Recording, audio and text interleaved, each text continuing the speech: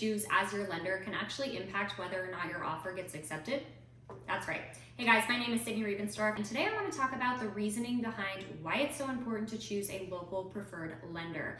Over the course of my career, I've watched countless sales fall through due to buyers not securing their financing, and that's something that can absolutely be avoided if you have the right lender. So how do you choose the right lender? A good start is going with somebody that's local, meaning they work in your local market or in your city. So not just a company that works on the complete opposite side of the country, but happens to hold a license in your state. This is somebody that actually lives in and works in your local market every day. This is important because every city has different guidelines and regulations and documents that your lender not only needs to know about, but be very familiar with.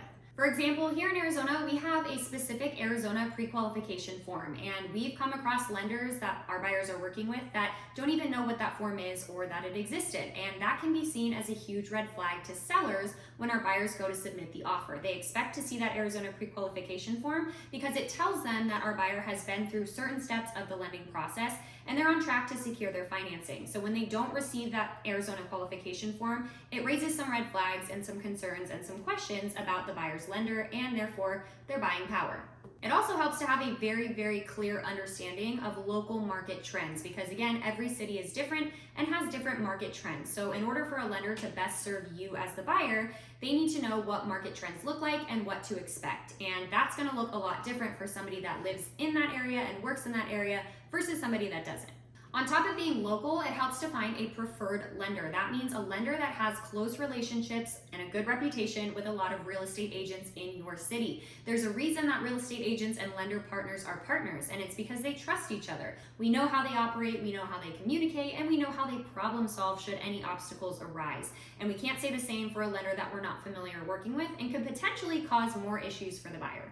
That's why you'll notice a lot of real estate agents often advocating or encouraging buyers to use their preferred lender. It's because we trust that they're going to take good care of you as the buyer, and that's very important to us as real estate agents, that our buyers are taken care of throughout every aspect of the purchase process. And yes, they can actually impact whether or not your offer gets accepted. We've had sellers actually choose offers that had less money but were working with a preferred lender because the confidence they got that that buyer would actually perform and make it to the finish line was more important to them than a few $1,000s.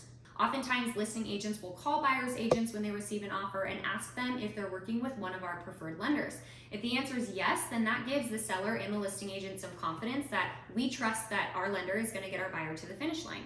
If the answer is no, then it raises a lot of questions and concerns around the buyer's financing situation and whether or not they'll make it to close. And if the seller happens to be somebody that needs this house to close, they already have their next house lined up and they need everything to line up, the peace of mind and the confidence that the buyer is going to perform is more important than anything. Now, of course, there are many lenders that work in multiple states, so I'm not saying that if your lender doesn't live in your state, not to use them. Just make sure you do some due diligence and research them a little bit. If they live out of state but they work in your area a lot, that's great. Look at their reviews, talk to local real estate agents, check out what their reputation is like in your area. Just do a little bit of research before you move forward with them. And if you have no idea where to start or how to find a local preferred lender, then ask your real estate agent. As I mentioned, we have relationships with our lenders for a reason. It's because we know, like, and trust them. That's all for today's video. I hope you found it helpful. Thanks so much for watching, and I'll see you next time.